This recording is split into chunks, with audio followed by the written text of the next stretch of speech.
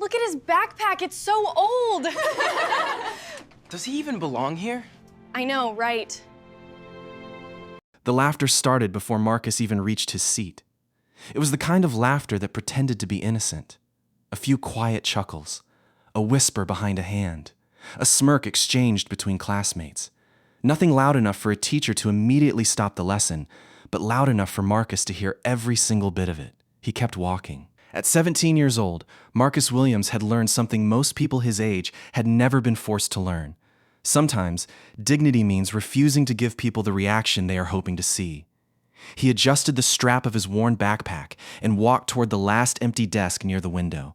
His shoes were old. His uniform had been carefully washed and ironed, but the fabric had begun to fade. His notebook was covered with handwritten notes because he couldn't afford to replace it every semester. And his secondhand laptop had a crack across one corner of the screen. To some students, those things made Marcus look poor. To Marcus, they were simply evidence of how hard his mother worked to keep him in that school. His mother, Denise, worked long hours at a hospital cafeteria. She came home exhausted almost every evening, but she never complained in front of Marcus. Instead, she would smile, place dinner on the table, and ask the same question. How was school today? And Marcus always gave her the same answer. Good. Even when it wasn't. That morning had started like any other. Marcus had arrived early because he liked the quiet before the hallways became crowded. He sat in the library for nearly an hour, working on a presentation for the school's annual academic and leadership ceremony. The assignment was simple. Each student selected for the academic program had to present a project demonstrating how young people could create positive change in their communities. Marcus had chosen something personal. He was researching educational inequality in underfunded neighborhoods and designing a free mentorship program for younger students who struggled academically. He wasn't doing it for a grade. He was doing it because he remembered being that child. He remembered sitting at a kitchen table with a broken pencil, trying to understand a math problem while his mother worked a double shift. He remembered teachers telling him he was capable but never having enough time to help him. He remembered looking around his neighborhood and seeing brilliant children who simply didn't have the same opportunities. So Marcus decided that if he ever had the opportunity, he would create one. But not everyone respected his ambition. When he entered his classroom that morning, a white student named Tyler looked at Marcus's worn backpack and laughed. "Man, you really came dressed like that?" A few students laughed. Marcus didn't answer. Tyler looked at another student. "Doesn't he know this is the honors program?" More laughter. Marcus sat down. His teacher, Mr. Reynolds, entered the classroom moments later. Everyone settled down. The room became quiet, but the looks continued. Marcus opened his notebook. He tried to focus. Then Mr. Reynolds announced that the school had finalized the guest list for the evening ceremony. "The guest of honor will be revealed tonight," he said. Immediately, students began whispering. Marcus continued writing. He had no idea how important those words would become. During lunch, Tyler and his friends were sitting at a nearby table. Marcus walked past them, carrying his tray. "Hey, Marcus," Tyler called. Marcus stopped. "You planning on giving your little speech tonight?" Marcus looked at him. "Yes." Tyler smiled. "Maybe they'll let you stand outside and hold the door." The table erupted in laughter. Marcus stood there for a moment. He could have argued. He could have shouted. He could have embarrassed Tyler in front of everyone. But instead, Marcus simply said, "I'll see you tonight." Then he walked away. Those 4 words stayed with Tyler long after Marcus left. Because Tyler expected anger. He expected Marcus to break. Instead, Marcus had answered with confidence. That afternoon, Marcus went home. His mother was already preparing dinner when he walked through the door. She looked at him and immediately noticed something was wrong. "You're quiet." "I'm fine." Denise put down the spoon. "Marcus." He looked at her. "They laughed at me today." She didn't interrupt. "They laughed at my clothes, my backpack, everything." His mother walked over and sat beside him. "Did you laugh with them?" Marcus shook his head. "Did you let them make you believe what they said?" Marcus looked down. "I don't know." Denise gently lifted his chin. "Listen to me. People can see your circumstances. They can see what you don't have. But they cannot see everything you've survived to get here." Marcus's eyes filled with tears. His mother continued, "Never confuse someone's opinion of you with the truth about you." Marcus nodded. Then she smiled. "Now go finish your presentation." That night, the school auditorium was packed. Parents filled the seats. Teachers stood along the walls. Students sat together in groups, whispering and laughing. Marcus waited backstage. His hands were shaking. He looked down at his shoes. The same shoes Tyler had mocked that morning. For a moment, Marcus wondered whether he belonged there. Then he heard his mother's voice in his mind. Never confuse someone's opinion of you with the truth about you. The principal walked onto the stage. Good evening, everyone. The crowd applauded. She spoke about the importance of education, leadership, perseverance, and community. Then she paused. This year's guest of honor is someone who has dedicated his life to expanding educational opportunities for students who are often overlooked. The audience became quiet. He grew up in a neighborhood where resources were limited, but his determination was limitless.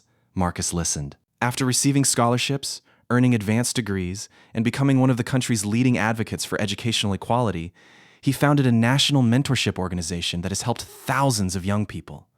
The crowd applauded. Marcus didn't know who she was talking about. Then the principal smiled. And tonight, he has chosen to recognize one student whose work represents the very values he has spent his life defending. The lights moved toward the backstage entrance. Marcus's heart stopped. The principal looked directly at him. Please welcome our guest of honor, Dr. Elijah Carter. An older black man walked onto the stage. The audience erupted in applause. Dr. Carter accepted the microphone. Then he looked toward the students. I have visited many schools, he said, and I've met many talented young people. But every once in a while, you meet someone who reminds you why you started fighting in the first place. He paused. Tonight, that student is Marcus Williams. The auditorium became silent. Marcus froze. For several seconds, he couldn't move. Then Mr. Reynolds whispered, "Go." Marcus slowly stepped onto the stage. As he walked into the spotlight, the same students who had laughed at him that morning were staring at him. Tyler's smile was gone. Marcus reached the stage. Dr. Carter shook his hand. Then he leaned toward the microphone.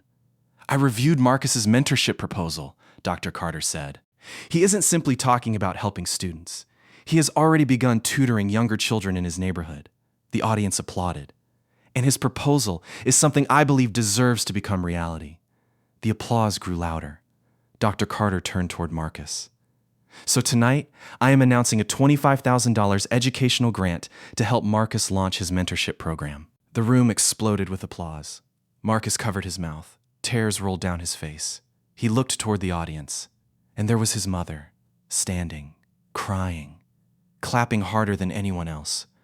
Marcus walked toward the microphone. For a moment, he couldn't speak. Then he took a breath. I used to think being successful meant proving people wrong. The room became completely silent, but I learned something. Marcus looked toward Tyler's table. Success isn't about making the people who laughed at you feel small. He paused. It's about becoming the person you were told you could never be. The audience applauded. Marcus continued. There are students sitting in classrooms right now who think they're not smart enough, not rich enough, not talented enough.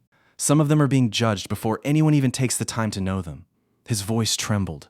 I want them to know that their circumstances are not their identity. His mother cried even harder. Marcus looked at Dr. Carter. Sometimes all someone needs is one person to believe in them. The auditorium erupted. People stood. Teachers applauded. Parents wiped tears from their eyes. Even some of the students who had laughed that morning were standing. Tyler remained seated for several seconds. Then he slowly stood too. Marcus stepped away from the microphone. As he walked backstage, Tyler approached him. For the first time all day, Tyler didn't have a joke. He looked uncomfortable. Marcus! Marcus stopped. Tyler swallowed. I was wrong. Marcus said nothing. I shouldn't have said those things. Marcus looked at him. Why did you? Tyler looked down. I don't know. Marcus nodded. Then he said something Tyler would remember for years. You don't have to understand my life to respect me. Tyler nodded. I know. Marcus walked away. The next morning, something had changed. Not because Marcus suddenly became famous. Not because everyone became his friend. And not because one award erased every insult he had ever experienced. Something changed because Marcus had discovered something far more powerful than revenge. He had discovered that other people's prejudice did not have the authority to define his worth. Within months, the mentorship program became a reality. Marcus began tutoring younger students every Saturday. Dr. Carter's organization provided additional resources. Teachers volunteered. Parents donated books. Students who once believed they were falling behind began believing they could catch up. And Marcus never forgot the day people laughed at him. Not because he wanted revenge, because he wanted to remember where his journey began. Years later, Marcus would stand in front of classrooms filled with students and tell them the story. He would tell them about the old backpack, the worn shoes, the laughter, the auditorium. And the moment he realized that dignity doesn't require permission, he would tell them that sometimes the world will judge you by what you don't have. It may look at your clothes instead of your character, your neighborhood instead of your dreams, your skin instead of your potential.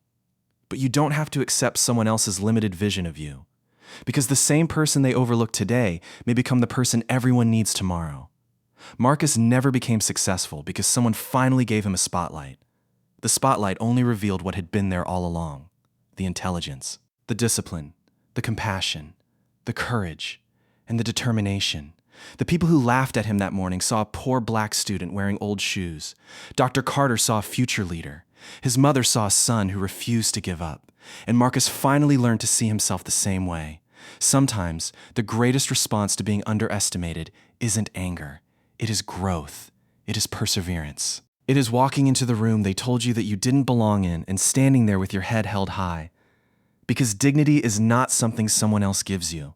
It is something you carry with you. And sometimes, the person everyone laughed at yesterday becomes the person standing on the stage tomorrow. Not because he changed who he was, but because he refused to let anyone else decide who he could become.